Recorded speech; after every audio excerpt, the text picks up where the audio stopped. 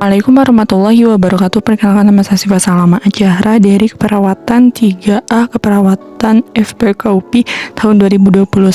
Di sini saya akan menjelaskan hasil resume saya mengenai materi telenursing pada mata kuliah Sistem Informasi yang diampu oleh Bapak Gula. Oke, yang pertama ada daftar isi. Nah, di sini saya akan mempelajari atau menerangkan beberapa poin. Yang satu ada definisi, tujuan, dan lingkup dari telenursing.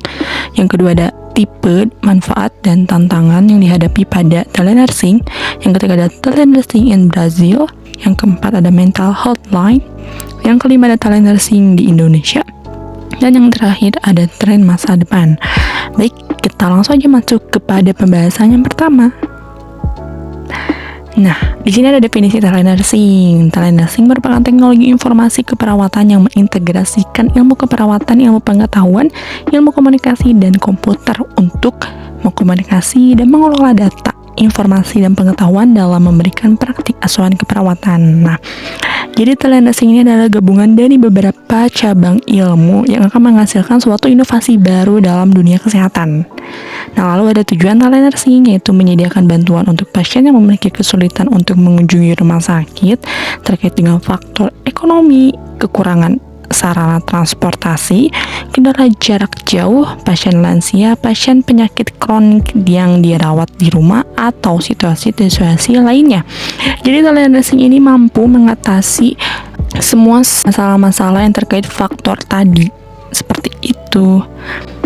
Lalu ada lingkup telenursing. Nah, yang satu ada menurunkan biaya perawatan kesehatan. Yang kedua meningkatkan cakupan perawatan kesehatan ke tempat yang jauh. 3 mengatasi peningkatan kekurangan perawat. 4 mengurangi jarak dan menghemat waktu perjalanan. Yang kelima menjauhkan pasien dari rumah sakit. Yang keenam kualitas perawatan meningkat. Nah, itu sejalan dengan tujuan telenursing yang saya tadi sebutkan. Selanjutnya ada tipe dari telenursing. Nah, yang pertama ada triase telenursing, ada call center service, ada konsultasi melalui secure email, messaging system, ada counseling melalui hotline service, ada discharge planning telenursing, ada home visit telenursing atau telehome care, audio atau video conferencing antara pasien dengan petugas kesehatan atau dengan sesama petugas kesehatan. Yang terakhir ada supportive care.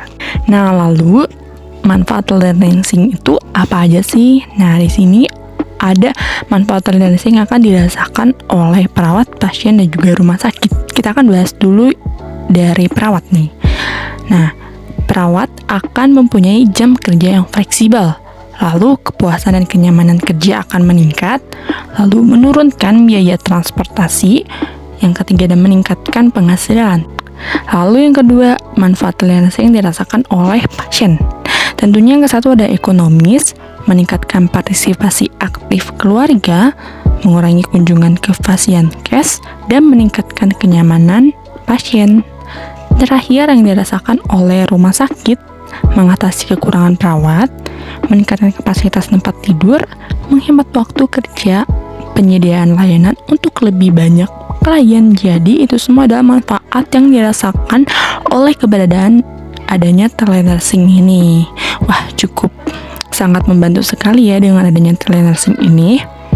Lalu ada tantangan-tantangan yang akan dihadapi saat mengaplikasikan telenursing ini di layanan kesehatan. Yang pertama, kesulitan dalam penggunaan teknologi karena kurangnya petunjuk, pendidikan, bantuan, dan dukungan bagi perawat maupun pasien. Nah, ini merupakan tantangan pertama yang sulit dalam menerapkan telenursing. Jadi, setiap perawat maupun tenaga kesehatan lainnya harus dibekali dengan informasi atau pengetahuan mengenai teknologi mengenai telenursing ini. Yang kedua, risiko terhadap keamanan kerahasiaan dokumen klien.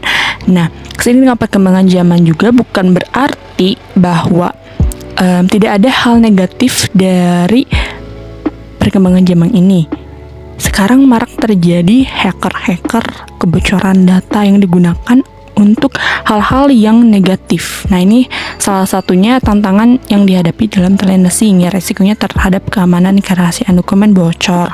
Yang ketiga, kurangnya dukungan emosional dan sentuhan terapeutik yang dirasakan pasien dibandingkan dengan adanya kontak atau interaksi langsung dengan perawat.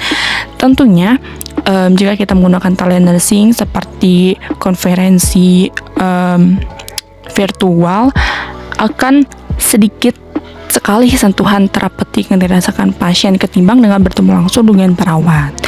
Yang selanjutnya ada berkurangnya kualitas pelayanan kesehatan. Mungkin ini tantangan yang akan dihadapi telemedicine jika tidak diimbangi dengan kemampuan-kemampuan atau sumber daya lainnya gitu. Mungkin kualitas pelayanan kesehatan akan menurun jika telemedicine yang diterapkan ini juga tidak optimal. Kegagalan teknologi, lalu ada ancaman terhadap keselamatan pasien dan malpraktik. Lalu di sini saya akan membahas telemedicine di Brazil. Nah, di Brazil ini perkembangan telemedicine itu dimulai pada tahun 2000 dengan pionir dari Study and Research Group on Communication in the Nursing Process. Di Brazil ini udah diterapkan telemedicine itu pada tahun 2000, yang dimana sistemnya itu pasien memasukkan berbagai jenis informasi terhadap penyakitnya, terhadap kebutuhannya itu setiap hari dan hari berikutnya.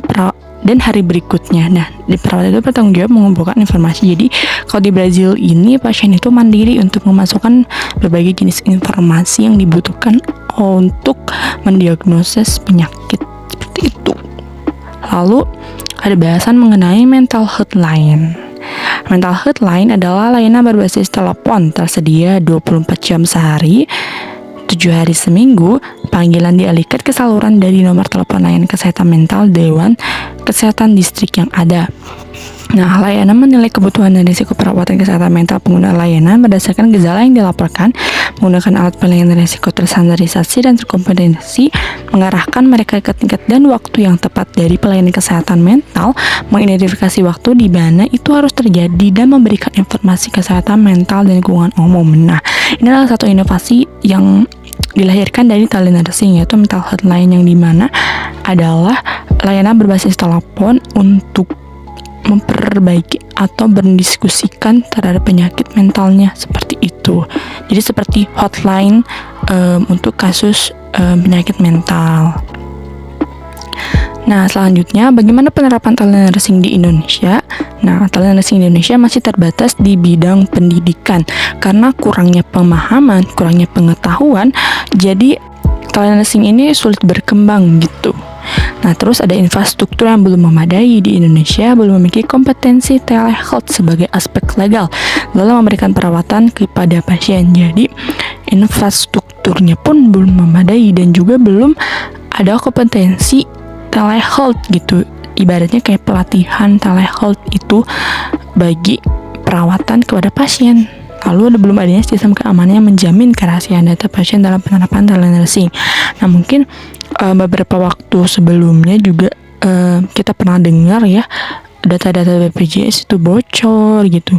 Nah, ini salah satu tantangan juga yang sudah saya terangkan tadi ya. Nah, lalu ada penerapan telemedicine pada pasien skizofrenia.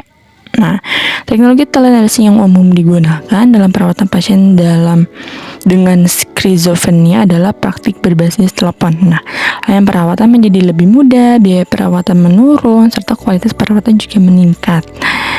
Nah, penerapan telemedicine ini bertujuan untuk kepatuhan pasien skizofrenia dalam minum obat. Seperti itu. Ini salah satu contoh penerapan telemedicine pada pasien skizofrenia. Nah, selanjutnya kita akan membahas tren masa depan mengenai telemedicine ini. Perkembangan aplikasi telehealth di masa depan memungkinkan alat observasi yang dapat ditempatkan ke dalam tubuh si pasien sehingga mendapatkan observasi informasi kesehatan pasien lebih cepat dan tepat. Jadi, semakin bertambahnya zaman juga inovasi-inovasi pada dunia kesehatan tentunya akan lebih bervariasi, akan lebih berinovasi juga.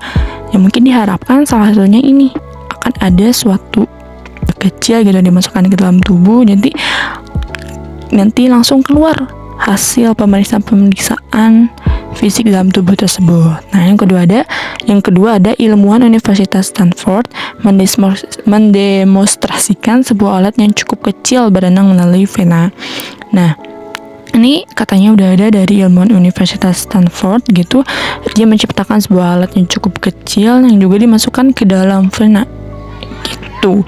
Lalu yang selanjutnya ada US Food and Drug Administration juga membenarkan bahwa microchip dapat ditambahkan ke dalam pil sehingga dapat melakukan pengawasan secara langsung kepada pasien. Ini inovasi selanjutnya yaitu pil dimasukkan ke dalam makan untuk melakukan pengawasan bagaimana efek dari makanan tersebut terhadap tubuh atau obat-obat yang diminum. Seperti itu. Oke, kita masuk pada bagian penutup ataupun kesimpulan. Nah, telenursing tetap mengharuskan adanya hubungan terapeutik antara perawat dan klien. Dalam telenursing, hubungan tersebut dapat terbina melalui penggunaan telepon, internet, atau alat komunikasi yang lainnya yang seperti sudah saya sebutkan tadi di awal. Nah, kegiatan telenursing membutuhkan integrasi antara strategi dan kebijakan untuk mengembangkan praktik keperawatan, penyediaan layanan asuhan keperawatan, dan sistem pendidikan serta pelatihan perawatan menurut Johnson tahun 2011. Baik, kita sudah sampai di penghujung slide. Terima kasih atas perhatiannya. Mohon maaf bila ada kesalahan kata dan kesalahan informasi, mohon dikoreksi. Wabillahi taufiq wal hidayah. Wassalamualaikum warahmatullahi wabarakatuh.